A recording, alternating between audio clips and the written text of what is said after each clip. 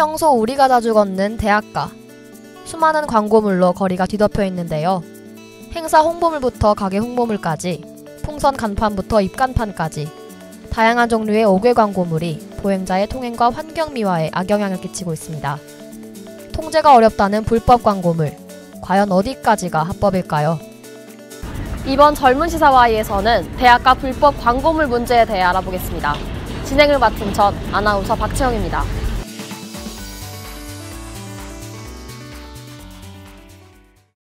구매욕을 자극하는 효과적인 광고 수단인 5개 광고물의 종류에는 주로 간판, 입간판, 벽보, 전단지, 풍선 간판 등이 대표적입니다. 판매자 간의 과열된 경쟁 때문에 거리에는 5개 광고물들이 통제가 불가능할 수준으로 늘어나 있습니다. 이러한 5개 광고물들이 올바른 신고 절차를 거치지 않고 무단으로 설치되고 있다는 점이 가장 큰 문제인데요.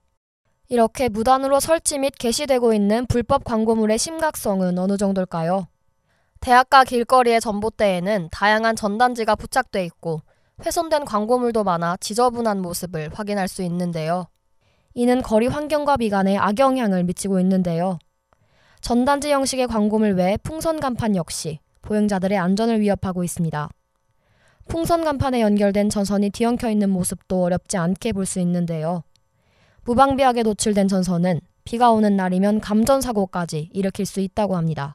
네, 아무래도 좁은 길목 같은 데 다닐 때 안 그래도 좁은데 입간판까지 있으면 더 좁게 느껴지고, 그리고 이제 전단지 같은 경우에는 처음에 벽지에 붙일 땐 괜찮은데 나중에 뗄 때 흔적이 남아있으면 좀 미관상으로 보기 안 좋은 것 같아요. 우선 지자체에서 좀 단속의 실효성 같은 거를 높일 수 있는 방안을 마련해 주셨으면 좋겠고, 또 저희 같은 보행자들이 마음 놓고 걸을 수 있게 안전사고를 예방할 수 있는 여러 대책들을 좀 강구해 주셨으면 좋겠습니다. 그렇다면 불법 광고물에 대한 규정에는 어떤 것들이 있을까요? 5개 광고물 등의 관리와 5개 광고 산업진흥에 관한 법률 시행령에 따르면 전단지 광고물은 관할기관에 신고하고 도장을 받은 후 지정된 장소에서만 배포해야 한다고 합니다. 하지만 상당수의 판매자들이 이러한 규정을 따르지 않고 무단으로 전단지를 배포하고 있는데요. 풍선 간판 역시 5개 광고물 등 관리법에 따르면 보행자 통로에 설치하거나 전기 혹은 조명 보조장치와 함께 사용하는 것이 금지되어 있습니다. 그렇다면 이러한 불법 광고물에 대한 단속은 제대로 이루어지고 있는 걸까요? 5개 광고물 등 관리법에 따르면 거리에 광고물을 설치하기 위해서는 시장, 군수, 그리고 구청장에게 신고를 하고 허가를 받도록 되어 있습니다. 이를 어기고 불법 광고물을 설치한 경우 500만 원 이하의 과태료를 지불해야 합니다. 하지만 불법 광고물을 단속할 구청 직원 수의 부족으로 인해 이러한 법률이 현실적으로 지켜지기 어렵다고 하는데요. 또한 특정 시간대에만 단속을 하기 때문에 판매자들은 교묘히 단속 시간을 피해 광고물을 불법적으로 설치한다고 합니다. 특히 비근무 시간인 야간과 주말에 단속을 나가지만 현장에서 붙잡기는 어려운 실정이라고 합니다. 이러한 문제를 해결하기 위해 정부는 불법 광고물 근절 프로젝트의 일환으로 수거보상제를 실시하고 있는데요. 수거보상제란 불법 현수막 및 전단지를 수거해오는 주민에게 일정 금액을 보상해주는 제도입니다. 실제로 서울시는 단속 인력 부족을 이유로 2015년 11월부터 수거보상제를 실시하고 있는데요. 2016년 시민이 수거한 불법 현수막은 약 55만 건으로 이는 자치구정비의 70% 이상을 차지하고 있습니다.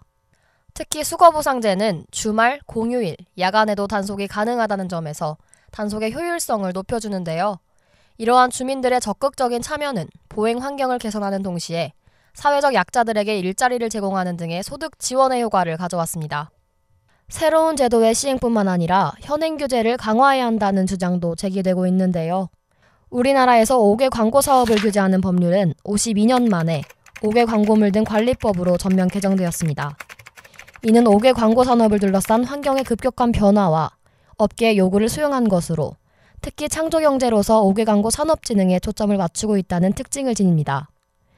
그동안의 5개 광고물은 종류, 크기, 색깔, 모양 등 광고물 그 자체뿐만 아니라 설치 가능 지역과 장소를 엄격하게 제한해왔습니다. 하지만 2016년 법률 개정을 통해 사업용 광고물을 자유롭게 설치할 수 있는 5개 광고물 자유표시구역과 한시적 5개 광고물 자유표시구역을 지정하여 운영할 수 있도록 했습니다. 더불어 시장과 도지사에게 불법 광고물을 단속할 수 있는 권한을 주며 시, 군, 구와 합동 또는 교차에 단속할 수 있도록 해 단속의 실효성을 높였습니다. 그렇다면 우리나라의 길거리 5개 광고물은 어디까지가 합법일까요? 서울특별시 5개 광고물 등의 관리와 5개 광고산업 진흥에 관한 조례의 제9조의 2, 제1항에 따르면 입간판은 지면으로부터 높이 1.2m 이하의 크기로만 제작할 수 있고 조명 등을 달아서는 안 된다고 합니다. 또한 반드시 지자체에 신고를 해야 하고 보행자가 지나는 통로에는 설치할 수 없습니다. 따라서 좁은 거리 사이사이에 흔히 보이는 커다란 입간판들은 모두 불법 광고물이라고 볼 수 있는데요. 광고물 크기에 대한 기준을 지키는 것 외에도 판매자들은 광고 게시 위치에 대한 규정 역시 엄격하게 준수해야 합니다.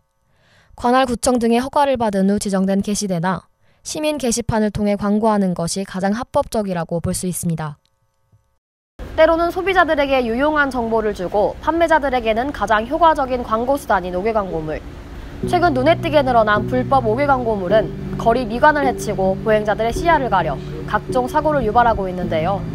깨끗한 거리 미관과 보행자들의 안전한 보행권을 위해서는 판매자들의 자발적인 노력, 그리고 정부의 효율적인 정책이 모두 필요해 보입니다. 지금까지 젊은 시사와의 진행을 맡은 전 아나운서 박채영이었습니다.